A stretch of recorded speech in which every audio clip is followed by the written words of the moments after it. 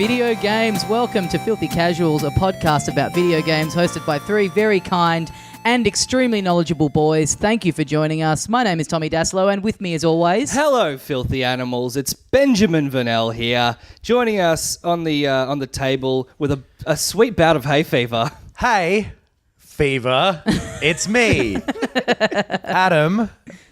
Fever, pollen. No, I don't have another. But yeah, fuck. You look like Mayor Quimby when he's in that debate with Sideshow Bob, and he's like all fucked up when he comes on. That's just because I'm nervous that my scandals are going to be revealed. Yes. That's not the hay fever. But yeah, no, I have been not living in the city recently and haven't had hay fever at all this whole time that it's been the season. And the last time I came up here, I guess on Saturday and today, Yeah. it's awful. Mm-hmm. I've developed hay fever in the last 2 years. I never used to get it. And then this year especially, and real hay fever enthusiasts have been saying to me that this year has been a particularly bad one to begin with. So I'm not used to it. So I'm kind of copping it double. It's brutal out there. It's the worst shit. I've had to go home from work because it's that bad. It's just I'm crying at my desk. This is embarrassing. There's nothing you can do, and it's just like your your sinuses become on fire. Well, it's led to actual sinus infections because it's that bad. I think you just your immune system is low, and if you're not getting bullied for going home early because of hay fever, your workplace sucks. Yeah. You deserve to cop. You work at a sport thing as well, so everyone should be like, "Hey, word that is not okay since it's not 1975." You need to toughen up. They had to pull my head out of the toilet for me to go, can I go home because of the hay fever? This is actually helping with the hay fever a little bit. Thank you, boss. It would actually. A good distraction. Yeah. You can't sneeze when you're underwater. My dad gave me one of those neti pot things. It's not an official neti pot, but it's a bootleg. What is an official neti pot? I've never heard of that. I think they were they weren't even the first thing. It's a sinus clearer. So the neti pot was like a little teapot looking thing, and it just had late night ads in America. So everyone that became the brand. Right. Yeah. But it's just you squirt warm salt water through your sinuses. It drips out the other one, and that's it. It films it and uploads it to YouTube automatically as a prank. But yeah, it's meant to get all the bits that are in there that are causing it, or the little barbed bits of pollen that now, are sticking in there. Netibot sounds like a word you're not allowed to say anymore. Doesn't it sound like a real outdated, whoa? Or like a crazy auntie. Yeah. Oh, Netipot's coming around.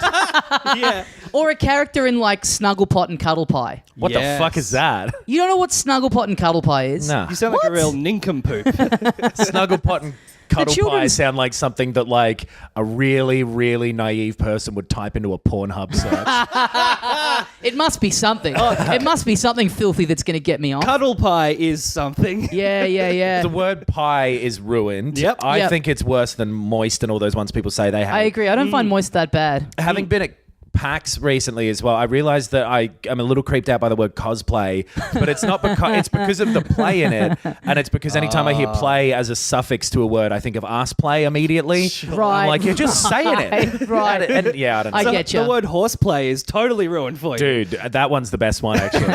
I'm into that. Both jack me off. You got to give it up to the nerd community for, just the proliferation of the term cosplay. Coming up with a title for just dressing up. That's great work they did there. That's great optics on their part. Even coming into Halloween and shit, people going I'm cosplaying as the mask. No, you're not. You're dressed up as him. You're costumed. For That's Halloween. the word. Yeah. I very quickly deleted a tweet that was this, but I think you quickly delete maybe 70% of your tweets. Yeah, there's a lot of hot shit that's been taken back. But so that's a good reason to follow. So you can get them while they're still there. At least maybe I reckon 1 out of every 2 sessions of recording this, Ben, you and I will hear we'll hear an idea for a tweet from Knox. Yep. Then he'll tweet it after we're done recording. Then about an hour later he'll be on the train and he'll message both of us going, "It's not getting enough likes. I'm deleting it." 3 likes, it's going down. But there's if when Jim Carrey was as the mask, when he had the mask on, if he took his yellow suit off, would he look like Gumby, green naked? Or is it just his face because it's a mask? Because his neck is still skin color, yeah. Can you really? Yes. Yeah, you can. Oh, okay. Problem solved. Yeah. It's actually weird when he's doing the My name is Cuban Pete. Yeah, you don't even have to have seen the movie. His hands look normal. Now that you're saying it, Oh, that's weird. Because he's normally wearing gloves, I guess. Yeah. You don't even have to have seen the movie. That information is just literally on the box of the movie. On the cover, you can see his neck. Yeah. The mask as well. Like, a mask doesn't cover your nipples. Yes. Tweet this. He's not the gimp. So that was the tweet. The tweet was... It was Jim Carrey naked as the masked Gumby looking motherfucker, and that's why I deleted it, because I was like, I formatted this poorly. Yeah, I was on the toilet, Right. whatever. That would be a good team up. That would be cool. A good comic book crossover. The Gumby Mask and versus the Gumby. Mask. Yeah. Oh, yeah. Yeah. The Mask jumping into little picture storybooks and stuff. Yeah. Oh, that'd be great. Yeah, that'd be awesome. All right, let's pitch it. At Gumby. You still there? Yeah. Gumby was used always to weird. Gumby used to actually scare me Me when too. I was a kid. Yeah, the blockheads. There's something, like old kid stuff where like the sort of the bad guys, even though they're not like necessarily doing genuinely evil stuff, there's just something really creepy and off it. There's that generation of 90s stuff where the bad guys just have this weird kind of ominous presence. Yeah, totally. Even though you never really see them doing anything that evil. The blockheads didn't talk, I don't think. Yeah. So that made That's a them big part creepier. of it, I think. Yeah. Well, Gumby was one of those ones as well where you could never tell why it was made or where it came from. Yes. There was something about it where it's just like, oh, Gumby has always existed. Yeah. And we only know about it now when they invented the VCR and we could finally use that obelisk. And that, like, the there. shape of him is so distinctive, but it's also like, who came up with that? He looks like a weird thumb. Like, it's odd. Yeah, because he's just this like weird blob, but then his little friend is a horse, which is an actual thing. Yeah. And then there's the blockheads, which again are just made up. Yeah. So there's just in the Gumby world, there are horses, and then just no other species from our universe exist. There's a dinosaur man. Right. They're all toys as well. I get that they're all toys, but it just in a weird way. I don't know. I watched some clips of Johnson and Friends on YouTube the other day, and that's such a weird show. Yeah. Because it's people dressed up as these toys on a right. giant set that is made to look like a children's bedroom. Were we talking about this in real life, or have we actually This right now retread the is real ground life. of Johnson and Friends on this podcast? Have we? We probably have. Really? Maybe. I I'm don't pretty know. fascinated by it. He's great. 80% of this podcast does tend to be the most recent YouTube video we watched. Yeah. I talk about Johnson and Friends a lot with people outside of this podcast, so there invariably would have been crossover. It's one of about 3 things that I know anything about. Yeah. And video games is not one of them. All right. What are Johnson's friends' names? Oh shit! I actually don't know. Accordion. There's an accordion. Yes. Truck. Oh, there is a truck. I think the hot water bottle's called Albert. There's the whiny little hot water bottle. Yeah. There's the truck that's like kind of he's the cool guy. Yeah. BuzzFeed.com/which Johnson and friend are you? Yeah. Then there's the sexy ass accordion. Yeah. Then there's a robot in later seasons. Oh, is there? Yeah. Yeah. Nice. Yeah. Well, we've all been playing Red Dead.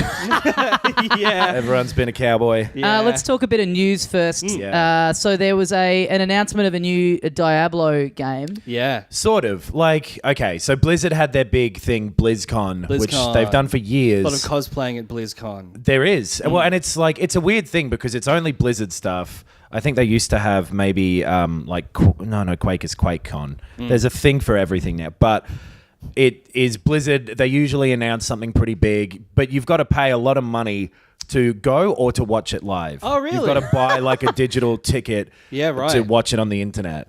That's So dumb. people get... Yeah. That's real dumb. And people Yeah. are crazy. And you get like a fucking World of Warcraft cat or whatever to walk around with you as like a little, here's a digital bonus. Sure. It's not actually worth anything. And that's the people who are paying to watch it anyways. The people who are like obsessed with World of Warcraft. They want a new thing. They want to see the expansion. Yeah, next- for whatever reason, Yeah. all of Blizzard's things, most people who like one seem to go in for all of them. Right. Or a lot of them do anyway. But So that's I don't know, that kind of stuff, because that's just that event exists to announce stuff to you that you're going to pay money for down the line anyway. Yeah. It's charging you to watch an ad. And it's meant to be like, hey, we're all in this group together. We're all the fans here. You're helping out Blizzard. Yeah. Patreon.com/filthycasuals podcast, I believe. Is I think so, yeah. Anyway.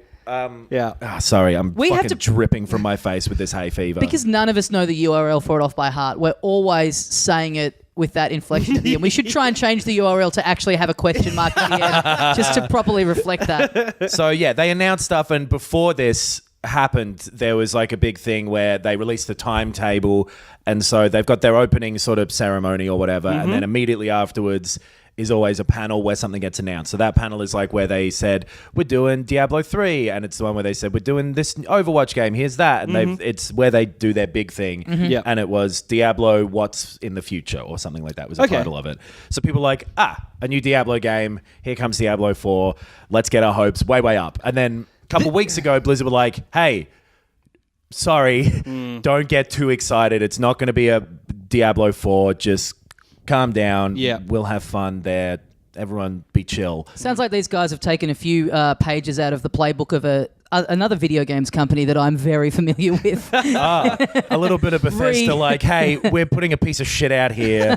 Just buy it anyway. No, I mean more like Nintendo, where it's like, this could be anything. Yeah. Get excited, guys. Yeah. Knowing in the back of their head, it's complete shit. It's Yoshi. Yeah. Nintendo still are happy to go like, you'll love it anyway. And they're right most of the time. Yeah, true. Yeah. But Blizzard rolled that same die, and they Diablo. Yeah. So the thing that got announced was a game called Diablo Immortal, which is being made by a different company, a different mobile games developer who are just using the license to make a mobile version of Diablo. So it's exactly what that would make you imagine. Yep. It looks like a kind of toned down, mobile-y looking Diablo game. Yeah. It's not being made by Blizzard. It's a complete side thing, obviously, and they are presenting it as that, and people fucking flipped out. Yeah. People started booing at the presentation. People started making jokes about how bad it was and getting The like Q&As, they go up to the microphone and like,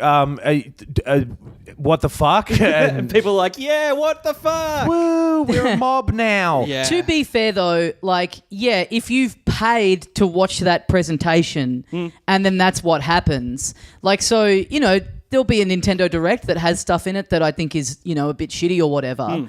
And it's like, oh, well, that kind of sucks, but at least I got to watch it for free. Like, you know what I mean? If I'd paid $30 to sit up at 1 a.m. and watch this streaming thing and then there's stuff in it that I hate, I would feel a bit more licensed to go, well, I'd spend money to watch this fucking announcement. Sure, but on the other hand, they never said you were going to like everything in it. They just said, we're going to tell you about the new stuff we've got. And look, I completely understand thinking this looks lame. I also think it looks lame and I'm never going to play it more than likely because it's like meant to bridge the gap between 2 and 3 or 1 and 2. Or, 2 and 3, I think. So there's some kind of like, oh, if you're really into Diablo, that could be cool. But old characters like Deckard Cain is in it, apparently. But it's not something that anyone who's super into Diablo really gives a shit about. Yeah. And that's fine, though. They can make that. Yeah. But it just is this blind thing from Blizzard's point of view of thinking that it would be anything other than poorly received. But then everyone who is receiving it poorly being a bit too much like, you're meant to be here for us. But if you're making someone pay to be in your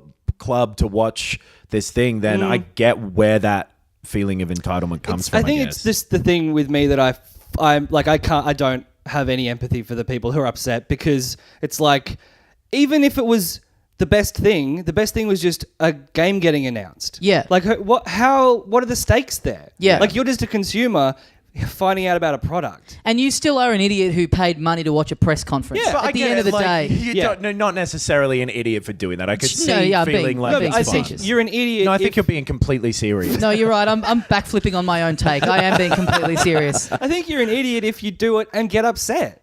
Or like get angry towards them, outwardly vindictive or whatever. But even if your immediate reaction is like, oh man, what? I was really hoping for 4. That's so annoying. You got to take half an hour and go, I was being a child. But it's interesting to be into it enough that you want into the company and what they do enough to pay the money to watch the press conference, but then be your grasp of like going with them on whatever they're going to do be so tenuous that you can turn on them. Like, I would think if you're spending that money, you're just in all the way and you want it to be good and you're like, oh, okay, not for me, but hey, I love these guys. Yeah. I see what they're doing. I'll probably sit this one out, but hey, there's enough other stuff they've done that I have goodwill for. So I think that's been part of what this is that the last few years have been like with more of the loot box stuff in Overwatch and like Hearthstone, their card thing becoming more and more expensive. Right.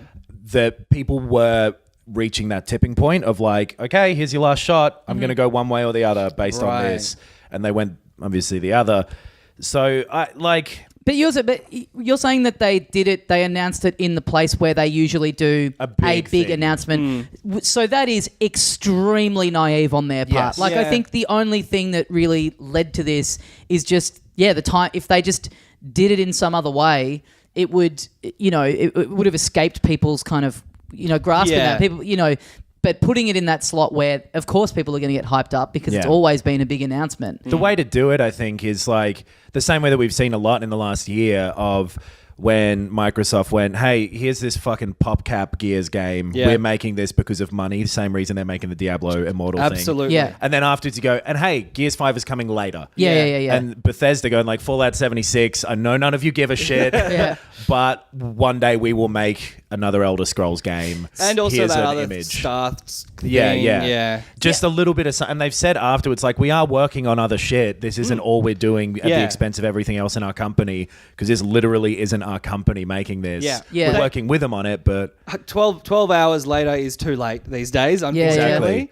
And they clearly didn't know it was going to happen, because it's like at that Q&A thing, the guys, everyone seems to hate mobile as a concept, which I think is a little old-fashioned at this point. Well, this is what I was about to say, is that like with any other kind of game, we all like kind of understand or feel like they're made by people that are making a piece of art and there's a lot of creativity. I have that in my head where I still kind of can't separate mobile gaming into a thing that isn't purely money making. Yeah, because a lot of them aren't. Exactly. Like it's hard to think of it as, no, this is a piece of work that people are really working hard to craft.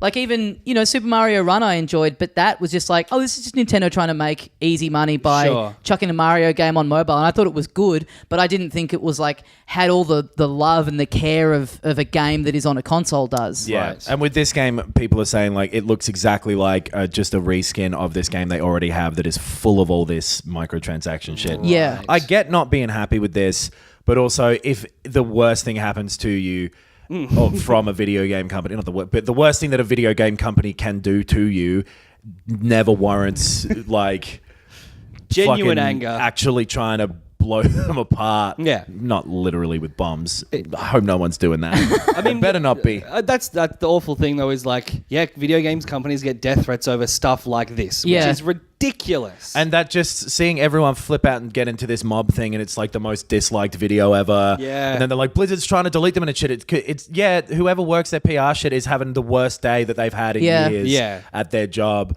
And I was going to touch on that as well. Like, you can say they shouldn't have put this in that, high like primetime slot to announce it. But if they didn't have anything else to announce, it would be like job suicide to not announce something. Well, and the way that Blizzard does stuff as well, they've in the past gone like, hey, we're making StarCraft Ghost. Here's heaps about it. Oh, wait, we're cancelling it. I get why they're cagey about like, we'll show you shit when we know it's going to happen. Sure. But we're big and experimenting. And it's because they're owned by Activision and people hate Activision. And it's all just this sort of the same little catch cries that you hear from a whole bunch of YouTube type people, YouTube commenters. If you comment on YouTube, go for it. If you're listening to this on YouTube, hey, put a comment right down there below. I'm pointing my finger down. I know you can't see it, but it's like Blizzard are not like have not had this game commissioned or whatever because they think it's going to be bad. Like they're not pranking their audience. They're like, this is our biggest event of the year and this is something that we're releasing. Yeah. We're not going to not talk about it. We're trying a new thing. We just saw Nintendo do all of this and everyone was like, oh, okay. And they have released a thing saying we did not expect this sort of backlash. Yeah. We knew not everyone it wouldn't be for everyone. I wish they'd gone the other way and gone, we knew this would happen. We wanted this. In your faces. This has panned out perfectly for us. This feeds me. Keep it going. This one guy on the stage, and I feel I really bad. am the Lord of Destruction. I feel really bad for this one dude because it was in that Q&A thing. He's like, why is there any chance of this coming to PC? And he's like, we're not thinking about that yet. It's a mobile thing. And as a glib sort of joke, he goes, do you guys not have phones? Why do you? And people are using that as like they don't care at all about. But he's clearly just on a stage, freaked out by what's happening to him here. And he's like... He's getting booed. We made this for the thing that everyone has in their pocket. More of you have this. It's just a game that we've had made. What's the problem? This game that you love, you can take it on the go more easily with you now if you want. And it looks like a worse version. Like, it doesn't look good. If they'd have gone, hey, Diablo 3's on mobile now, then it would have gotten a better response than this because this does look worse to me. But also, that is just what happens all of the time. And I guess it says something about their track record where when they make one misstep, people are like, it's the end of the world. Yeah. But I feel like 90% of news stories we talk about on this show, like our take is always, I mean, this company, they're kind of idiots for doing it in this way and not predicting that this, but also the people getting worked up are also idiots. Yeah. Why can't everyone be in the middle and of the perfect opinion like the three of us? Yes. Centrism is absolutely cool right now. Also, no feedback on this episode, please. But unless it's like in the middle. Do you guys not have lives? The other thing they announced, which nobody really seems to have talked about that much, but people have been asking for years. The new Diablo is going to be a sticker set for Facebook Messenger. A Warcraft 3 remaster called Warcraft 3 Reforged. So Warcraft 3 is like weirdly, it's, you know how everyone goes like, Seven Samurai, it's the most important movie of all time secretly because it set up all this shit. Warcraft 3 is like that now. Yeah. Because it invented, or off the back of it was invented, like the whole MOBA thing. Yeah, it's a Dota. League of Legends, is that the same style? All of that shit. Which is some of the most profitable games in existence. Crazy massive. Yeah. It made World of Warcraft happen, which made MMOs happen in the way that they did. It's like this super significant game. And I loved it back at the time. Yeah, me too. I only ever played the single player stuff of it. Yep. But it was really, really fun. The remastered parts of it, like, I don't think, just because I think I have too much of a problem with change, I don't think any Finally, he's admitting it. Yes! I don't think any of the... All right, Ben, let's pack this up. Stop the podcast. We can stop faking all these listeners. The final page of the dossier has just been filled out. We can close the back cover. You and I take the dossier. We've got one of those barrels that's on fire. We chuck the dossier in there. We shake hands, and then we never talk to each other ever again. We can delete all of our alternate accounts we've been using to comment about it. They just look like the original ones were like, it was all 3D still, but it was like short, kind of squat little big heads because, you know, it was lower resolution. And these look stretched out and spindly, and they're all kind of redone. I haven't seen it yet. Let me see if I can get a couple of photos up for you. Just of something else. Just some fun photos. Yeah. It ain't going to be tasteful. I'll tell you that much right now. I'll look Should I try and play Diablo, or would I hate it?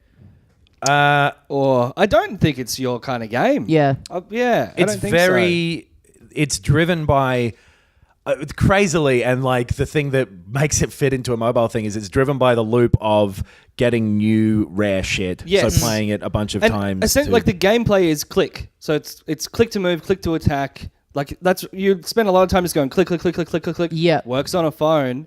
But yeah, it's sort of like it's an action-focused RPG. So it's all about running around, killing like 20 guys, picking shit up, going back, selling it, doing it over and over again. Yeah, right. Which, like, I played 1 and 2, you know, like when I was quite young, and was super into that. Yeah. And it really, like, satisfying. The real endorphin thing of, like, upgrading and getting more. And it had a cool aesthetic as well. Yeah. It's a lot like Destiny in that way. Those sort of games are its descendants. Yes. Right. Yeah. So here's some, just go through there. There's like, like just the character models look a bit like someone's made a mod who just wasn't as good at making things clear, and that takes away a bit of the personality. Right. Yeah. And being able to, because it's a real-time strategy thing, you're looking at it from so far away, you need to see clearly what everything is. Yep. And Give this the just URL out so the listeners can bring this up on their phones and sync up with... Google.com/I searched for it on Google. Yeah. But yeah, it looks fine, and it's got all the, 4K resolution options, and it's a redone UI, and you can use old mods with it and shit like that, and it all works in together, and it seems like the sort of the best version of what people who wanted this will want. So it seems fine. Yeah. That seems cool. That was a hugely modded game. That's why it led on to those other things. Yeah, exactly. I mean, it's a game where I don't know how I would have been able to play it right now. And so the fact that it's being remastered is like, oh, cool, I might be able to play it again. Well, I think you can still buy the original version off of them and download it. It's just like tucked away in their store somewhere a little bit. Right. But I reckon it would probably still be a good game. It's been years since I played it, but if you never did, you might enjoy it because it's not quite at that MOBA level of intensity, it's still a real-time strategy thing. And I remember it being really fun. Yeah, Cool. agreed. But I think that's cool that they're doing that, I guess. Yep. And it's been completely overshadowed by, just a pretty bog standard looking mobile game. But imagine if they'd chucked the remaster in the big announcement slot. Would that have been better or worse? It would I have think it fixed would shit have been up. better. Yeah. People would have been like, there's nothing to complain about here. Yeah. This is purely a messaging thing where as if you didn't think that every company at some point will dabble with this sort of shit. Yeah. Of course It's they're all pronounced doing Diablo. it. Like you'd be crazy as a business not to give it a shot. Yeah. Totally. Yeah. So the Filthy Casuals mobile game will be coming out in 20. We should, 50. man. That would be so cool. Yeah. What would it be though? I don't know. I think it'd be it's like when you're grinding in Tony Hawk and it's like start trying to slip to the left and right. It's trying to stay on topic is in the middle. And like that's pretty good. to the left over here, it's like Johnson and Friends. Fuck. It could have a mini game that's like the Monkey Island like insult thing where it's like a riffing game. You got to match you got to keep the riff going. That'd be fun. A little bit of a riff meter. Yeah, I think it would be a thing where you pick one of us at the start, and then it's a different game for each one of the three. Yeah, of us. right. That's what I think would be Yeah, cool. different little campaign for each. Yeah. GTA 5 style. Yeah. Oh, yeah. You switch over to Ben and he wakes up in a bin. Jeez, that was a big night. Oh. I'm the Franklin of the group. Quite clearly. Yeah, I fucking hate my son. What was his name? Michael? Yeah, Michael. Yeah. Yep. Yeah. Well, speaking of Rockstar, I guess, is there more news? Was there one more news thing, actually? Oh, yeah, Smash Brothers. Smash Bros. Yeah. Speaking of press conferences and the like, 45-minute Smash Brothers Direct, the last one before the game comes out. Did you stay up to watch it? Because it went live at like 1 a.m. Australian time. I did not. I was actually out. I was actually out on a bit of a bender, I don't mind saying. Oh, hello. He's the real Trevor. I got home after it had finished and was just looking at my phone in bed and saw like I'd forgotten that it was even going to be on, and like I saw a comment, oh yeah, I've missed that now, and I just kind of quickly skimmed the news before I went to bed, and then I woke up in the morning and genuinely couldn't remember it. The main thing I could remember was them announcing that the Piranha Plant was going to be in it. Oh yeah, and I genuinely was like, I must have dreamt that while drunk. Like I must not have read anything about it before I went to bed and just imagined that in my sleep. So I was like, okay, I'm going to stay up until 1 a.m. and I'm going to watch it. But I was really tired. I was at home. I think I'd just gotten home from Wagga or something. Maybe that's before I went there. I can't remember the order of my life at this point. But anyway, we talked about this on the Game of Thrones pod we did. We recorded it last night. Yeah. I watched the episode during the day yesterday. Yeah. I was like, oh yeah, I just watched it. When did you watch the episode, Knox? And he was like, I don't remember. It was either that day or the day before, and I was unable to distinguish them. Wow. Still can't. I don't even remember where I was. Now you can't remember when you watched it. No, I've no idea. Jesus It was Christ. within 48 hours. I know. I remember watching it. I remember the scenes. Yeah, I thought you were going to be like, and also I forgot to watch it. Whoops. Yeah. But yeah, I was insightful. Yeah, anyway, I was very tired and it came on. I was like, This is all like right, how an ice addict's brain works. here we go. Let's watch some Smash Brothers shit. And within a few seconds, they were like, and you can do this attack and just immediately fell asleep. I really don't understand where this comes from, but like just 40 minutes of menu options. It's crazy. I don't get it. It looks like a video made to tell like the UI designers there what they're meant to do. Yeah. Like here's a design doc that we want you to make this. Just literally saying, and then you can press R2 to open this menu. It's like, It's I don't need baffling. to fucking know that, motherfucker. So I watched it fairly late, like the later in the second day afterwards. And I'd heard, all the news things. I was like, single player stuff's announced. Yep. Those extra characters, Incineroar, whatever. Yep. What was the other one? The Ken's in there. It's like, cool, yeah, this all sounds interesting. I guess they'll talk about the single player stuff a lot because it's like the final 3 minutes. yeah.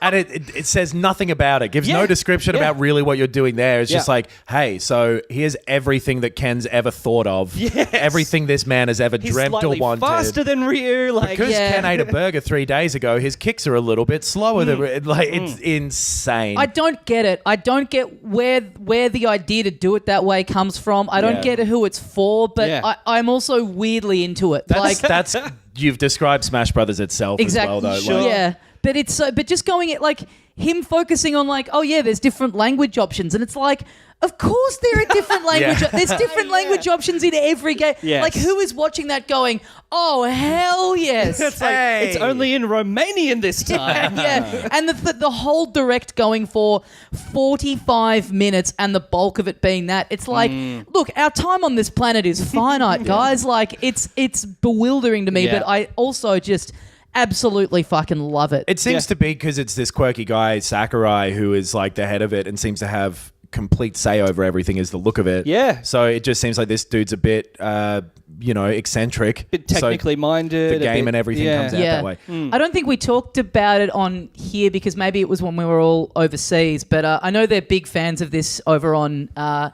friends Hayfam. I think the last direct they did where they were talking about the number of levels, where they were like, there'll be 117 levels, and if we exclude these 17 levels, that brings the total to around 100. You're just doing maths on this thing now. There's 72 characters, but if you count Pokemon Trainer as 3, there's 74. It's like, does anyone do that? It's like, what? Yeah. Who cares about the exact number? And who specifically cares about that? And also, like, the Pokemon Trainer is 3. Ice Climbers are only ever 1. They can never be 2. Do not call them 2. Yeah. That would be great. We should recut all the Smash Directs. We should do a Who Cares edit where it's like every time, and we all three of us have to agree that it's a Who Cares worthy piece of information. Just a big stamp comes up on the screen. Most of it I did. So, like, the stuff that was in there does seem... There's a bunch of stuff that seems cool. The new characters can... cool, whatever. He's similar to Ryu, so a little boring. What's his name? The Pokemon? Incineroar, which I don't know anything about, but me neither. I don't know, he looks cool. Couldn't give a shit about another Pokemon being in there, really. But when there's like 80 of them in there, you kind of have to go, okay. Well, especially when they're putting in the newer generation ones. You know, if they chucked in the super old ones from the first, round of games that we all still remember, and that are now with that new remastered Pokemon game that's coming out in a couple of weeks, and Pokemon Go being very popular. Yeah. I'd prefer them to chuck those kinds in, but whatever. I guess there's going to be kids who are like, oh, Incineroar, that's my favorite. And that's what I grew up with. Just thinking about it now, I guess maybe there's a representative from each generation in there or something of the Pokemon. I don't know if it works out that way. But either way, they're in there. And then, Piranha Plant as a DLC thing, or he's free for the first 2 months or something like that. Right. Yeah, I think he's going to be free. I don't know. He's coming. And that's the funny thing. They announce him and then they're like, now he's taking us a little bit of time to work on, so he won't be ready until February. It's like, it's a fucking plant. This plant is curvy. He's got it. Like when they show the amiibo. In the amiibo, it's like, and you can get this amiibo with a very nice round feature. That's great. But that Piranha Plant being in it is just, that's the core of what I love about these games. Just these bizarre, like in the last one where they had the Duck Hunt dog in it, I was like, that's awesome. Just bizarre, like, background characters being fleshed out and then having to think like, now how would he attack someone? Yeah. And so this one's going even more down that rabbit hole with their whole spirits system thing. Yeah. Yes. So tell me if this is how you interpreted this. I've already forgotten it, so... It's a mode. You go in there and there's challenges. It probably won't be for every single... This is replacing like trophies that they used to be. Yeah. Where it's the little characters. And instead of that, you get a really generic looking piece of like concept art for them. Which a lot of them were literally like photoshopped off of the cover of the game and shit. I don't think they look good. Yeah. The sort of sticker images they've chosen for them. But so there's all these spirits, they're called, and you, for most of them or for some of them will fight little challenges. So they're made up from the characters that are already in the game to seem a bit like the vibe of the spirit sticker. Yeah. So I can't remember any... And you win that battle to get one of those spirits. Yeah. And then the way I've seen them describing it is the spirits kind of work like what are they, like enhancements or charms in an RPG where you attach them a little to modifier. Yeah. Do you attach them to your character and they kind of change his stats a little bit? Yeah. It's like higher jump or whatever if you've got a spring guy or whoever. So that seems, and you feed them to each other to power them up and that sort of thing, or you can collect them. And I hope it's that there's a little challenge fight for each of them. I don't imagine it will be that because it seems like there's a lot of them in there. Yeah. But if it was, it looked cool I'm trying to remember any of the examples where it was like, say there's a character that's twins, there will be a different looking ice climbers that you'll have to fight or whatever. It's like just sort of worked in like someone. Well, it changes the palette of like Mario to make him look like. Yeah, they basically said like you'll fight the character that matches the vibe the most. Yeah. Or like some little thing where it's like there's a big Donkey Kong and he's King Kong and there's these little bullet bills coming at you like planes and look, that's King Kong. Sure. Yeah. Something like that. Yeah. Which seems really cool to me. I like that. Otacon was one of them, and there was like the Rob as a Metal Gear, and then like a Mario, Dr. Mario trying to escape from you. Right. Because Otacon's a coward, and he designed a Metal Gear, and that's like, oh, fuck, that's cool. You thought about what would be a fun thing to do for that. Yeah. So that, and then the adventure mode or single player mode or whatever that they showed off at the end with a very over-the-top cinematic, which I love all the little movies they've made to announce the characters. Like they had Ken fighting Little Mac from Punch-Out. All the announcement trailers for those that they've made up have been really well done, I thought. And kind of funny, like Snake's box just being blown up. Yeah. And like all the shit characters all dying in the one shot, just not really knowing how to get out of there. Yeah, and Kirby being the one to survive. Yeah. And Kirby... Is this... Yeah, this is correct, He's isn't it? Sakurai's boy. Yeah. He created him. So it's just like writes a story mode where it's like his creation gets to survive. Yeah. It was very funny. Kirby not the original like protagonist in the Subspace Emissary as well? I could have been. He might have been one of the earlier characters. You kind of flipped between and there were like 10 different sort of groups. Yeah, and then yeah. And it seems like they didn't fucking explain anything about it really, but it looks like you have an overworld map, you're just walking to different fights against evil Mario, and then it looks like you beat evil Mario and good Mario will join your team. Yeah. Is the way I interpret that's what it that. seems. Yeah, same. And But I kind of dig that. Like I think he sort of said that the fact of them going all into the menus and then him being like, you know, I don't want to say too much about the single player mode because you'll just get to play it when it comes out. Like, and I think that's kind of cool. Like that side of it, wanting to leave at least some mystery to it. Yeah. Now that I know what the entirety of the options menu is going to look like. Don't expect anything like the Subspace Emissary thing we did on the Wii. Just this will be a bit of fun little overworld map that looked kind of cute. I like that. Which is weird though because he said that in comparing it to the Subspace thing from the Wii, but then you look at the overworld map and the bits of it that they did show off, and it's like it does look pretty involved. It probably just means less of the CGI and that sort of stuff, and less of like an actual kind of direct storyline going through. Yeah, and that Subspace thing was like kind of a platforming mode, right? So I think like a beat 'em up. Yeah. So I think this won't have that, but it'll have little sections that you go to and you do a fight that has some conditions on it. Yeah. So seeing this now, like I went from being, you know, obviously going to get it, but sort of not, you know, not just like, oh yeah, I'll get it, I'll have a bit of fun with it, to now like all the way in. Like these kind of little challenge modes where it just like sets up single player fights for you with just a bunch of different conditions in it. That's the sort of stuff I love about these games. As someone who doesn't want to play online, doesn't play competitively with groups of people, like I just want to be able to turn it on and have it just, you know, dictate a group of, you know, matches that have weird conditions to them. It's kind of what I think we were all hoping Mario Tennis Aces would be. Yeah. Like have these fun little challenges you can just go in and, you know, thrash it out for half an hour and go play something else. Yeah. I have gone from like being annoyed I have to play it for the podcast to like looking forward to it. Yeah. I'm looking forward to it as well. So, and that's the last one. Oh, and they also said there'll be 5 DLC packs with a character, a stage, and some music in each one, and you can get them throughout the next year after the game's out. But also TMI where he's like, we'll be doing these, but, you know, we haven't really started thinking about who or what we're going to put in them. It's like, dude, like... Also, it can only be stuff that we can have made before the planning of the game. So this guy won't be in here, but we made a me costume for him, so I hope that it feels like you're playing as it with that. Like a lot of, like... It's seeming like he wishes he would be CC'd in some memos in Nintendo. Like, you're making this fucking thing. Would have been nice to know that. Yeah, right. Sons of fucking... God damn it. Yeah. I'm going to make the next one so long to fuck you guys over. I'm going to talk about the start button. Oh, wait, there isn't one anymore. The plus button. Oh, also, there was that kind of supposed leak just before, like a couple of weeks before this, of like a guy who said he worked at a banner printing company, and he had like the finalized artwork, and he's like Banjo-Kazooie is in it and stuff, and then none of that gets announced. And that's right. I think people were very angry about. I saw a lot of stuff about people on Reddit and Twitter being all up in arms over this announcement. Wasn't it ridiculous, the leak? I think he just made it very convincingly, though, where it was like all this stuff where like this shouldn't be possible for this to be so old on your LinkedIn and whatever, all that kind of thing. Yeah, yeah. But clearly just a trick. And when Ken showed up first, that was one of the characters that this leak had said. Right. So people were like, oh shit, it's real. And then it's like Piranha Plant instead of Banjo-Kazooie. They go, oh no. Yeah, Banjo-Kazooie would have been cool, but they're owned by Microsoft now. Someone tweeted at Phil Spencer, who's the Microsoft dude, being like, would you let Banjo-Kazooie be in Smash? And he just replied with yes. Oh, really? Right. And I think would say, like, we would do anything right at the moment. We need people to remember us. The answer is yes, ... for a certain amount of money. Sure. Yeah. Like that's... Yeah. Which is already the deals they've got in place with Sonic and Bayonetta and whatever, you've got to assume, though. So Yeah, true. Yeah.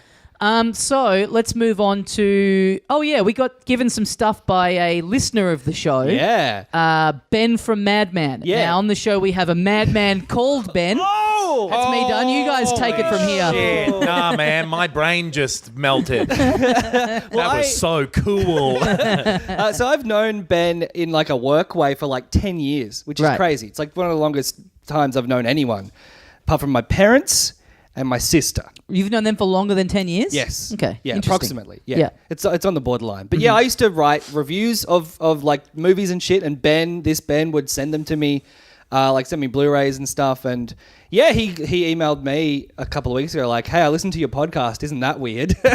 I'd love it if we meet this guy and he just is like looks identical to you. Oh God. It's like slightly different glasses, maybe like blonde hair, but otherwise it's just literally Ben. Fuck. I'd want to root him. But yeah, Ben, thanks for emailing, and yeah, he sent us a bunch of awesome stuff from Madman. Yeah. It's Dragon Ball stuff, some DVDs. We got some swag. The Zelda book. Yeah. Oh, hi to Dan as well, who listens to this and messaged me to tell me he listened to it while he was getting his wisdom teeth out. Oh. And he was like, if you ever wondered if your podcast can drown out the sound of your teeth being yanked from your face, not quite. Usually it just makes people feel that when they're not getting Yeah, exactly. But yeah, some awesome stuff like a Totoro art book and some Zelda shit. So yeah, really appreciate it, Ben. Yeah. Thanks, Ben. Shout out Madman. You absolute madman. Yeah, I didn't know they were in charge of so much stuff. Like I didn't know they had so much stuff. So you go on their like web store thing on their site. Yeah. Look at heaps of shit on there. Well, they're like the distributor for Australia, right? So Yeah. they don't own anything themselves, but are in charge of distribution. Yeah, Is that I think correct? so. Well, I thought they were just DVDs and movies and shit. I didn't realize they did like... I think that's why it's all like anime stuff, because it's like, well, they don't have a distributor here. Yeah, right, What's the right. Tokyo Animation? Tokyo Yeah. Like that's City. the The city of Tokyo. Yes, in Japan. But yeah, they're the Australian like arm of a lot of that stuff. We also got Anime Lab codes. So I've been watching that's cool. the first Dragon Ball series, which I'd never seen before. Yeah. And it is interesting. You can see not Goku's... Z. Yeah, the very first one. Yeah, I used to love that. Yeah. It's cool. It's crazy. It's so weird. It's really weird. Yeah. I like it a lot more than Z because it's a little more... It's just a little more cartoony and silly, but it's still got that action sort of stuff in it. yeah, totally. I liked C because I'm tough. I liked them both. He sent us a DVD of Dragon Ball. If he could also send us a DVD player to watch it on, that would be awesome. This mail's been taking a while to get here. It came from 2008. Oh, After fuck Blu-rays, you. though, 2005, I guess. I Cop that, you generous asshole. I tried to sell some DVDs on eBay recently, and boy, was I being... Dude, it's brutal, isn't it? Yeah. I try selling fucking Transformers Season 3 Part 2 on its own. 'Cause Yeah. that's the only one I had because I got it from like an out-of-touch grandma for Christmas. Sure. Like, okay. Thanks, Grandma. I'm going to sell this memory later. Yeah, when I moved house, I took like all my DVDs and Blu-rays into the local, secondhand shop. And Which one? Dixon's? I went to the one. This is when I moved into my old house. There was that one right. on St George's Road near my old house. Oh, yeah, sure. I just give away my old address. Who cares? Yeah. I went in there with everything. I was like, I just, whatever. I'll get I'll get nothing. I'll get $20, but I just want them out. It's clutter. Yeah. And the worst bit is it's not the fleecing on the fee that you get. It's that there's just heaps of them that they just won't take. Yeah, so that happened to me as well. He spends half an hour going through all of them, and then he's like, "I'll give you $50 for these," and these I don't want. I'm like, "Can you just take them? I don't want to carry this box back home." He's like, "No." That's the thing. Yeah. I'm selling a bunch of old shit on eBay. Yeah. Not because I really want the money, because it's not a lot of money after postage and everything, but just you wouldn't want to just give them away. Or put and them I in the don't want to bin. just throw them away. Yeah. I'd give them away if there was anywhere to fucking give them. But Yeah. It's also like by the time, I mean, if you get rid of heaps of shit, you might not get much money for it. But even if it's like $50 for heaps of stuff, it's like, well, that's that's a night out. It's a couple of dinners. It's so funny where the market of resellability of old DVDs, where this guy's like, no, we have plenty of copies of old school. Like just looking through like what you're trying to get rid of, and it's like, yeah, of course you would have billions of these. Yeah. Even the DVD companies had too many of these, which is why they started putting them in 3-packs. Yeah. I think anyone thought like people absolutely need to get Scream 4 and fucking Wild Wild West at the same time. Yeah. They didn't come out anywhere near each other, No. which was part of the point. Hell I of a double suppose. feature though. Dude, I haven't seen Scream 4. I Really? haven't seen any of the Scream movies. Oh man, they're a real hoot. Yeah. I'd have thought they'd be a real fun time. Scream. We've all been playing more Red Dead, right? Yeah. I've been playing heaps of it. Do you know what was the percentage marker on last time you saved? Just before I left to come here. Yeah. 32.8%. Coward. I haven't checked. I haven't been auto-saving. Should we do a I've been live auto-saving. check? No, it'll be Take low. way too long. I'll explain why it'll be low, but yeah, what's yours? Like 48 or something. Whoa. But I like... It's almost half. I've started...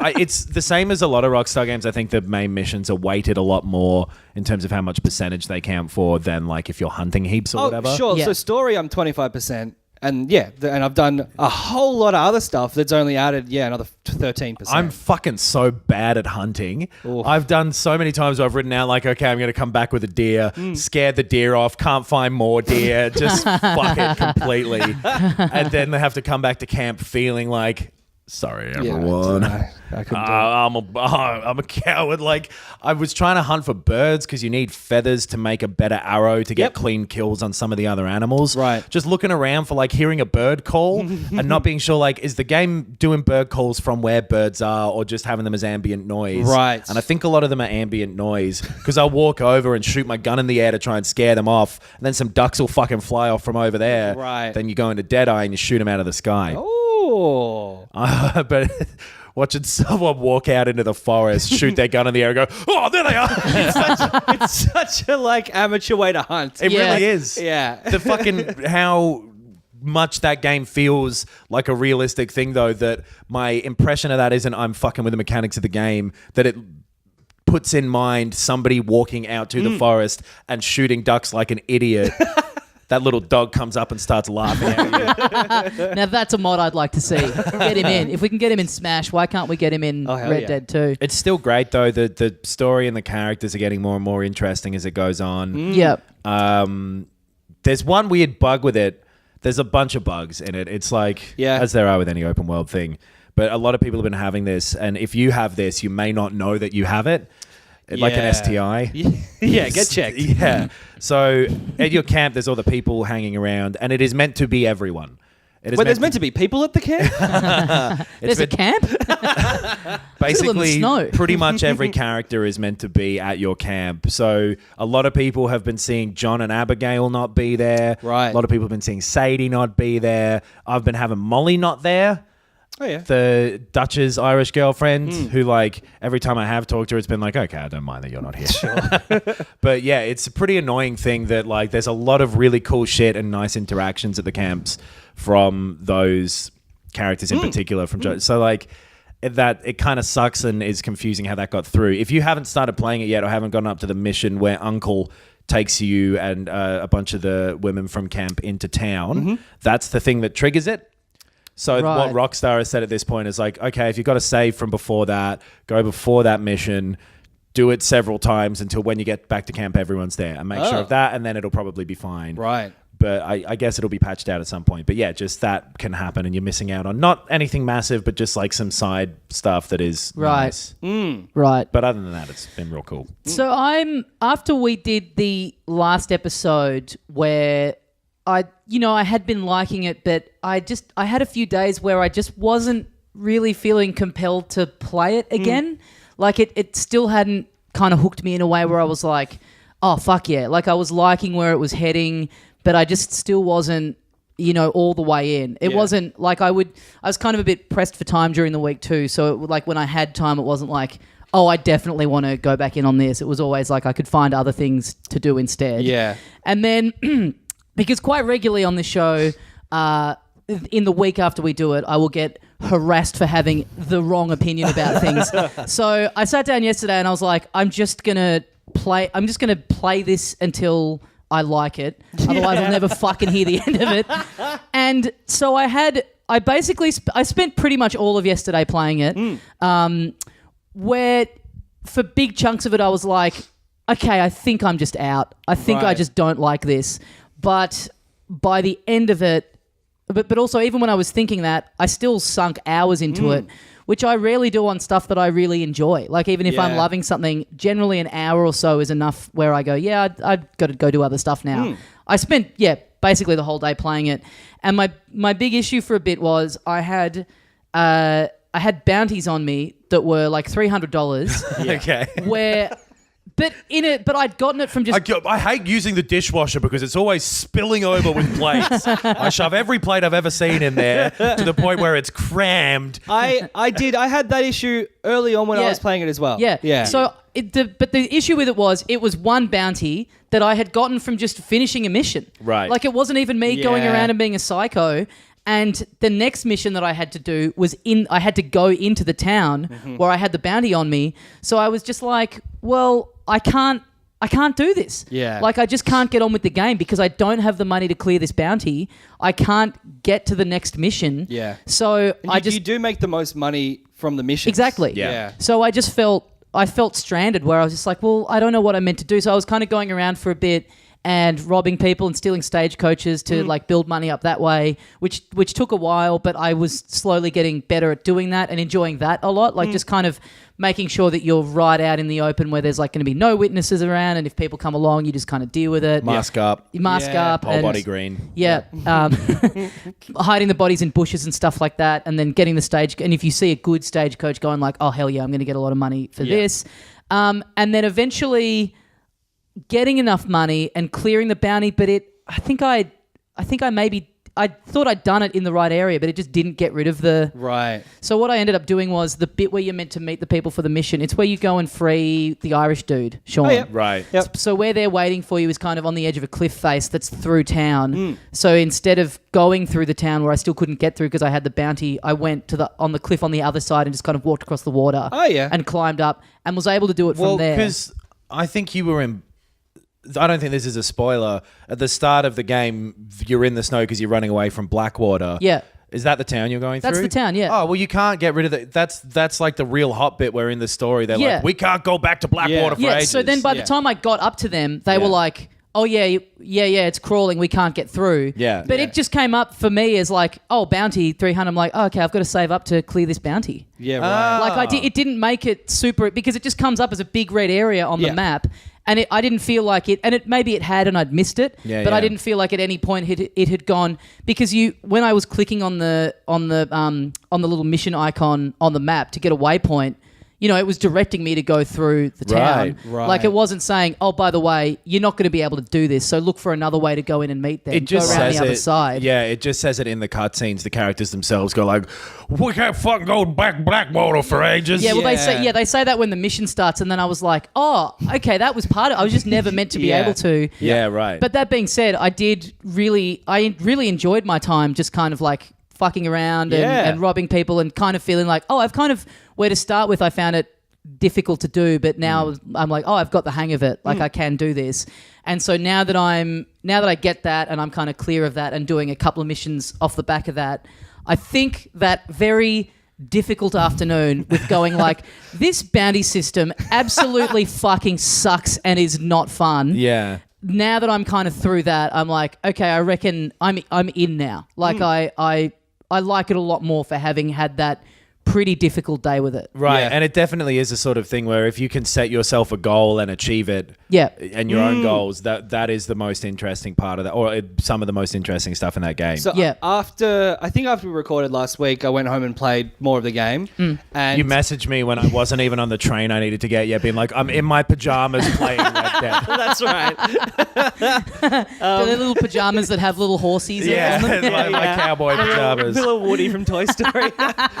And the bottom of my shoe says Randy instead because I had a really frustrating evening. Right. Of like, I got a bounty up and I was like, I'm going to go out and go hunting and I'm going to rob some people. I just want to build up some money because like I want to buy more shit. I want to like get some more clothes. I want to restock all my stuff, improve the camp.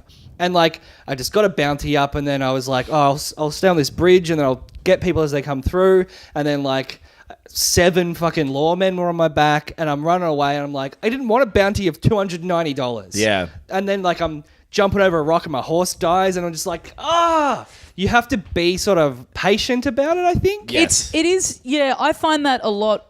That's the thing I've come to that I think has led to me enjoying it is just accepting that you have to be very precise with it. Like it really, it's a very delicate game, I think. And it's open world and it's a big world. And yes, there's a lot of different stuff you can do, but you kind of can't really do what you want in it. I don't really feel very free when I'm playing it. Right. So I saw a friend of ours on Thursday night who I won't name because I don't think he wants people to know that he's not cool and plays video games. But he was saying he loved Red Dead 1, right? But he's someone who just likes fucking around in these games. If they want to be really cool. Know. Is this fucking Anthony Kiedis? No, it's our friend Cambo. Busted. Everybody thinks he's cool. I'm kidding, Cambo, if you're listening, which you are because you're a fucking nerd. He was saying in the original Red Dead, the thing he liked about it was, running around and just being crazy and just, doing whatever and being a real outlaw. There was way more of a sense of that. I remember like just walking into the main town, Armadillo, and it's like, I'm going to walk into the saloon and shoot everyone in there because that's fun. I'm going to run away.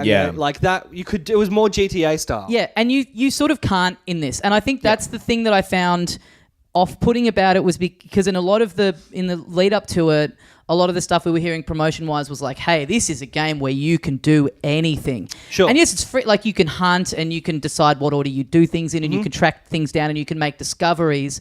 But I feel like... You can shave your mustache.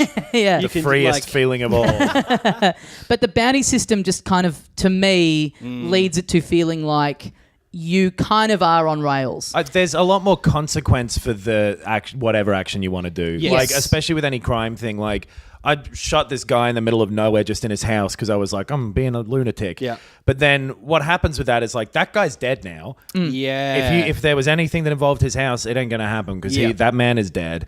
And also like later on at camp, someone will sit you down and go like, you doing okay? And it'll be like, I've been killing people and I didn't need to. Yeah. I think I'm losing my marbles. Yeah. And then they're like, want to play dominoes? Especially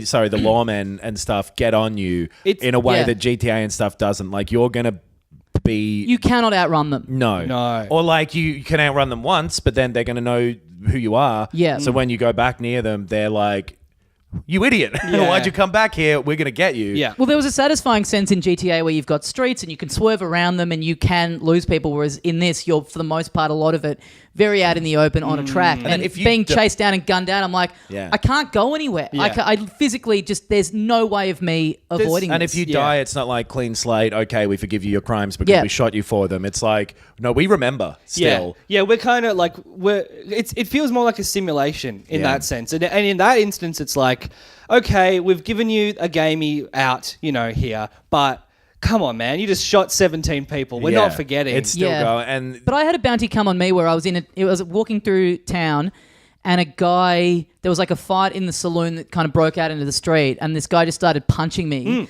So I attack him back and then now I've got a bounty on me. Yeah. And it's like, I didn't go around triggering that. Like, he came into my field of vision and just started attacking me. Yeah. There have definitely been a couple of times as well where I've gotten into something in the middle of nowhere and everyone's died, and then somehow I still get a bounty for it. Yeah. And it's like, I get the thing of like a witness runs off and tells someone, like, cool idea, but sometimes it seems like some kind of vengeful god knew what I did. A little bit, and you told the cops. You could go like, God's a rat. Oh, they heard a gunshot, and so they've told someone. Yeah. Like, and there's like been a few instances of me just walking down the main street and me bumping into someone and then punching me. And sometimes I got that fucking mask on and still it'll be like, wanted Arthur Morgan. Yes. In what? How do you know? Sometimes I've got the ultimate disguise on. Half of my face covered. Well, you can still see your neck. So works for Batman.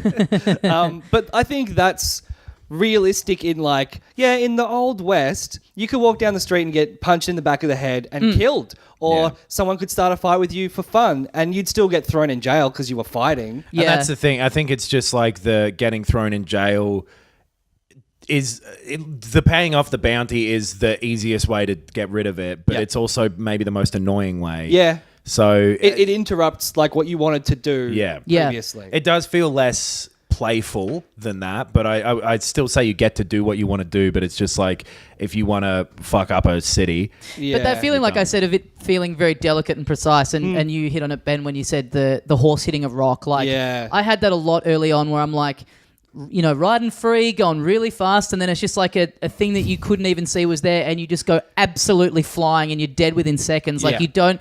For me, it leads to it not feeling like a world where I can just be loose and do whatever and, really just go for it, which is fine. Like, once you lock into it and you go, this is what it's... this is the point. This is what it's trying to do. And this is the thing I talk about with games a lot, where it's like, you can say something that on paper sounds like you're saying it's a flaw, but if it's designed that way and if that's what it's meant to be doing, I don't think it's a flaw if it's by design. So when you come and meet the game on its terms, it becomes a lot better. Yeah, and I think something's a flaw if it's like it's tried to do something and gotten it wrong. Yeah. But in this, it's like them going, this is what it's meant to be. And I think what it will teach you to do, and what I think is teaching me to do, is when you're riding along, look out. Yeah. If you do look in front of you, you'll see, there's a dip there.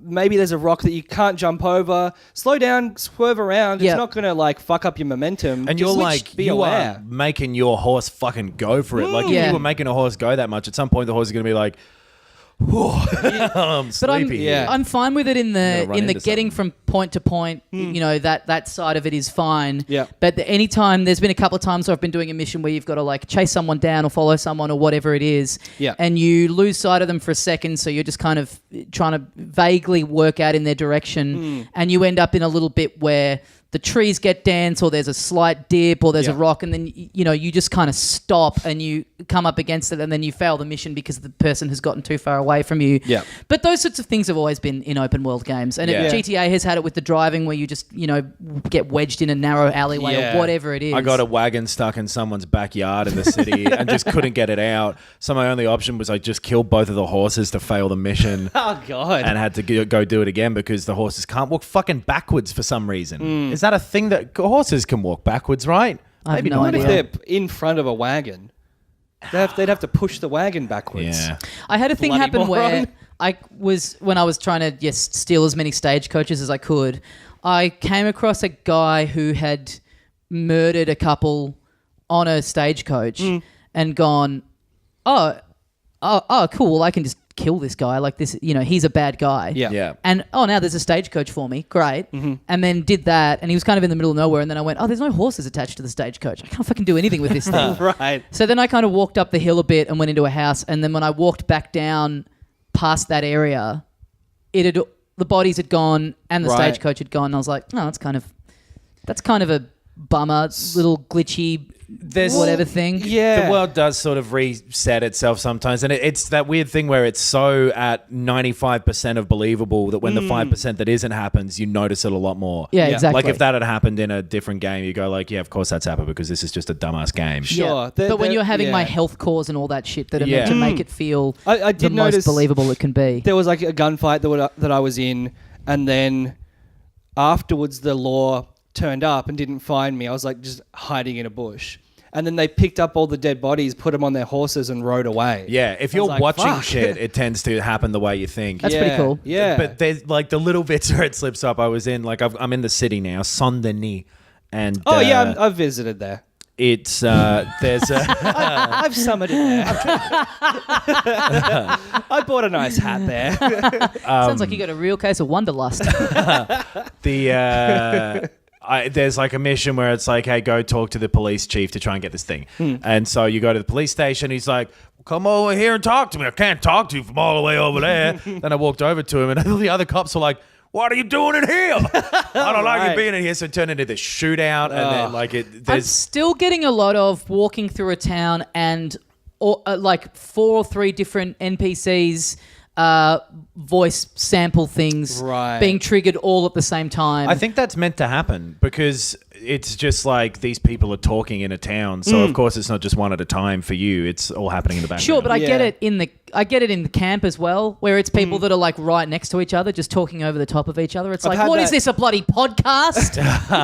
I've had that twice or 3 times in the camp, and it's like, okay, that's annoying. And it's one of those things that immediately takes you out of it because that does the opposite for me, where these different people are having these different conversations. I'm like, yeah, that's life. I specifically I've like started to talk to someone, like I've gone, hello, what's going on? Yeah. And then someone else is like right here going, hey Arthur, why didn't you bring me my herbs? What's going on, man? It's like, okay, that's not meant to happen. Right. Yeah, I think the music I'm absolutely loving. Like so the music when you're just riding around and there's this real sense of like this, I don't know, foreboding kind of tone to it. But some of the missions have like a wacky soundtrack. There is a lot of music in it. Every second fucking mission has they all have their own song that you don't hear anywhere else. And like Times of Day have their own bits of music. Yeah. Rockstar's mission music has always been really, really good at setting the tone and making you really feel in it. And once I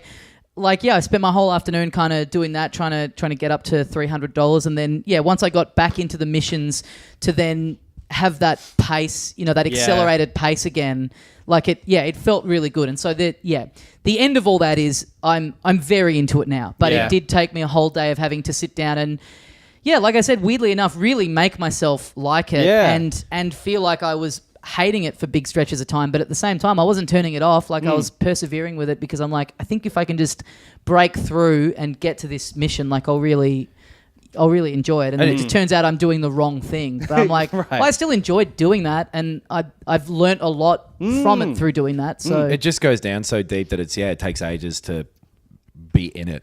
It's interesting to me, this game coming out, and in the pre-release, all the press it got and all the reviews are so glowing. And then it coming out, and between the 3 of us, and then like I'm in 3 separate Facebook groups where it's people talking about video games, and there is a lot of discussion about it, and a lot of discussion on either sides of the fence. Yeah, right. Some people going like, I'm still not really into it, or it took me a while to get into it. And I can't really think of anything else in recent memory that has gotten such glowing press reviews, but then been the subject of such discussion. The Legend of Zelda Skyward Sword. Fuck that game. Right. And it got like 95 the whole time, and then it came out and real people were like, no. No, this is bad. Yeah, see, I don't remember I remember not loving it, but I don't remember seeing such an amount of discussion about it. Was it split, or was everyone like, no? Some people loved it, right? Because I don't know, brain trauma or whatever. But this is definitely like it, and it's just they've made a really niche game here in a weird way for this massive scale and huge audience. I think they've made a game too where their past kind of victories on the board are sort of counting against them because people think they know what to expect from a Rockstar game. Right. And it really doesn't give you that. No, and it's like, it's this, like pretty much a cowboy simulator. Yeah. It doesn't give a fuck if you're having fun moment to moment because it's got a mood it wants to set primarily. Yeah. It feels like a very mature game. In a way. In some ways. Yeah. And then you get moments where it's like, oh, right, Rockstar made this. And it's like, okay. They're very few and far between, though. Yes. And they're not... The fact that you can, like, live a day and it feels as real as is possible. Yeah. You know, tonally and mood. You know, like, I get relaxed at certain points of playing this game. I get sleepy. And tense and yeah. Like, just, it makes... I mean, I guess it just happens anyway. But I think a big part too of the split in discussion is, and someone said this in I think our Facebook group of that it's not good for short bursts. No. And I agree with that. So I played it for like a little bit on Saturday for like an hour, and I was like, that was a point where I was like, I think I'm out. Yeah. And when I devoted a whole day to it, I overall was loving it, even though there were moments of severe frustration in there. And I think that probably speaks to why the press reviews are so good of it, because they're reviewing it in a way where they're literally just sitting down and devoting days to it in order to finish it, to be able to write a review to it of it, which is kind of the way you have to play it. Totally. Anything less than like a 3-hour chunk feels worse than playing it for that long. Well, like you have to be prepared to take some big hits and have some big losses and have a bounty, lose a ton of money, die in a frustrating way, and then go out and rebuild yourself back up. And also just it won't matter that all that shit's happening to you, because like the missions will give you enough ammo. You will never. It's fine. Let yourself fucking go through the thing. Don't. It's like if, like in real life, it's like, oh man, I dropped my coffee and it spilled everywhere. It's like, don't freak out. Yeah. Never drink coffee again. You've got 50 more years of your life. Yeah. You'll have plenty of coffees, man. Yeah. It's not. Don't. And if worry. something goes wrong and like you kill someone and you can never do those missions or whatever, like okay, that's fine. Yeah. You just got to let it go. You There's can't, 70 other hours worth of stuff. Having to repeat this to myself just as much as anything. Yeah. And the sense of money in this game, like mattering in a way that I don't really get out of many, especially open world games. GTA, it's never mattered to me how much cash I've had. No. Right. I think there's some missions where you need to go and buy a gun, but it's made sure that you've had enough money from other missions. Or like in Vice City when you could buy those businesses and stuff like that. Yeah. Right. Like I've never gone out and done I've never really done any of the extra stuff in GTA in terms of like selling cars and doing all that stuff. Whereas with this, I was just like, I have to get this fucking bounty off me. So I'll just go and rob people and steal shit and, you know. Or like, I want that extravagant vest. Yeah. I'm going to get everything black. I'm going to make my guns black. That's what I've done. Everything's black. And I'm walking around looking like a real fucking badass. Oh, man. I love it. Growing my hair out real long. I've got like an outfit for every season. I'm loving it. I've never given this much of a shit about clothes in real life or a game. It's crazy. In terms of the Rockstar's kind of past... like kind of working against them in a way. I think our big dorky friend Cambo summed it up very well. He was saying the great thing about GTA is that you can immerse yourself in the missions and you can be getting through the story and really building it up and really committing to playing it. But then a friend can come around and just watch you play it and you can hand it over and go, let's just do whatever the fuck we want right now. 12 minutes of bazookas, let's do and you can't you can't really do that with at all. You can make a save and go off and do shit and be like, this doesn't count. But also you'll but- ride into town and get shot down immediately. Yeah, Exactly. it just isn't geared towards doing that. You can't be like, hey, let's try and like drive up a building and do some flips off it and shit like totally. that. Like you can show your friend how cool it looks, but to the benefit of what the game itself is, but it to the detriment of what you might expect it to be. Yeah, for sure. Still good. We'll end up talking about it again at some point. Yeah. I'm looking forward to backflipping once again for next week. You both chucked on a couple of little helmets. Yeah. I've heard. That's the rumor. Fuck. I forgot Yes, about we that. did indeed. I was like, what? We went skateboarding. I heard you guys have been jacking in. Yeah, there was a demo for Tetris Effect on the PSVR. I think it was just for this weekend. Yeah, it was a weekend trial. Yeah. We both played it. I went into it thinking, based on the trailer that I'd seen, or I don't know, it got announced, ages ago, and I remember thinking it looked really cool. Yeah. I thought it was going to be a version of Tetris that was kind of completely reimagined for VR. Right. Because I'm a big Tetris fan, and having just really, really loved Astrobot on the VR, I thought, here we go. Now we're going to start getting some, great VR games that are made for VR. So I went into it going, oh, Tommy just told me about a game called Tetris Effect. I guess it's Tetris. Yeah. And then I played it. Right. Yeah. Is this Tetris? It's Tetris. It's weird. So your head is in the middle of these cool kind of visualization things that look like a Winamp screensaver or whatever. Exactly what I was thinking. Yeah. With some kind of trance music. Right. Yeah. And then just off in the distance, you're watching yourself play Tetris. And it's just regular Tetris. It's not like faster Tetris or like some kind of crazy take on Tetris. It's completely regular Tetris. They've added a mechanic to it that I can't really work out what it does. This thing called the zone thing. Oh, it's like you get slow-mo for a bit. Right. But which I keep doing by accident. And it's modern Tetris where you can save one piece and press up to make it go down quick. Yep. Oh, can you make it go down quick? Yep. Okay, I haven't You could figured out the button for that. down is go down faster, but up you can just snap it to immediately the bottom. down. Okay, yeah, I'm gonna enjoy that. Yeah, it has like a little kind of progression mode. So like levels where you have to clear 30 lines and then it'll move you on to the next level. And that's And kind it's of like, done. here's this fucked up setup, try and get your way out of it. Type No. Just It's like different music, different visual atmosphere. Right. Yeah. I'd imagine it, because even like the Game Boy one had that in it where it's like, give me 10 fucked lines and I got to work my way out. Maybe it does. Just in the demo bit Right. that we played, that's just what it just moves you on to a new visualization. And the visualization things are cool. Yeah. Like it all looks very good and the effect is very good. But The Tetris Effect. no, I was going to say gameplay. But it really is. There's something for me where I think Tetris is at best on a handheld or a phone. Yeah. As a sort of in between other things. The idea of putting a big helmet on and tethering yourself to the couch. Going, world is only Tetris now. Yeah, is to me sort of the opposite of what's fun about Tetris. Sure. Yeah. So I was like, I was genuinely just expecting to play Tetris. I didn't even realize it was VR initially. Right. And so I put it on. I was like, oh, okay. This is like very immersive. Yeah. And it is like the Tetris effects are really cool. Like you can move the board closer and like angle it and stuff. And it's all very nicely designed. And yeah, like the atmosphere is cool. That effect with the music, I thought was very interesting, where as you start to clear more and more lines, the music ramps up, the tempo gets more and more, instruments get added. Yeah, and the visualizations kind of change as well. Tetris DS was a lot like that, where it would move you through different Nintendo themes as you went on, and the music would change and ramp up. And that was always really cool. And I think that's really well done. I think that's the best thing about it.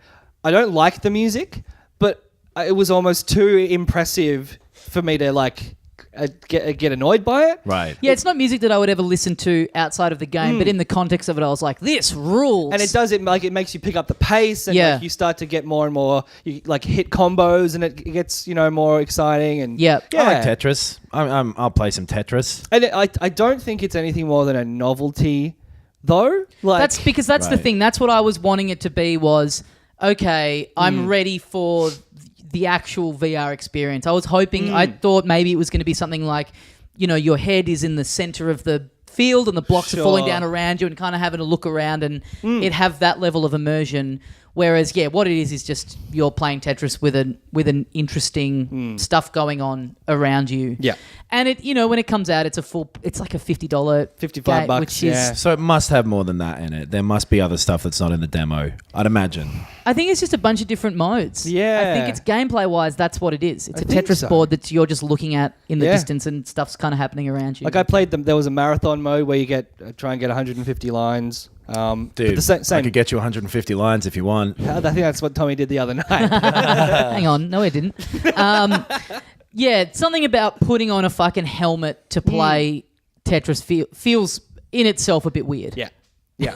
And a bit unnecessary. Yeah. You can play it not in VR mode, I found. Right. Oh, really? Yeah. Yeah. So it's just like you're playing a fun version of Tetris that, costs $55. And it is a very good version of Tetris. It's great. Yeah.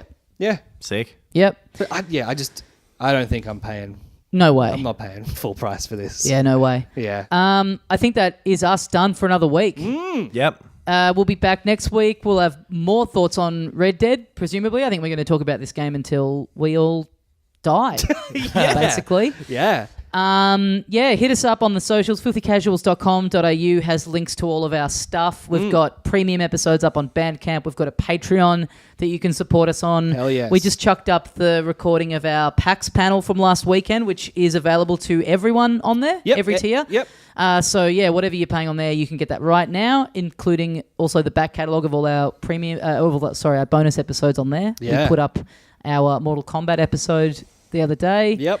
Yeah. More Flash history of Flash games where we've got a bunch of emails about them about it. So we're definitely doing that. And if you have any thoughts or memories on Flash games or Flash animation or that like era of culture, get them in because we'll be talking about them. Podcast at filthycasuals.com.au now, right? Yes. Is the new email address that's easier, I think, to use and sounds nicer. Yep. Podcast at filthycasuals.com.au. But also the old one works, just whatever you want to do. Yeah. Only that us. one. Get around us. Yes. Guys, thanks for listening. And as we say here at the end of every episode of Filthy Casuals... You guys don't have phones? That was just a thing from earlier in the episode.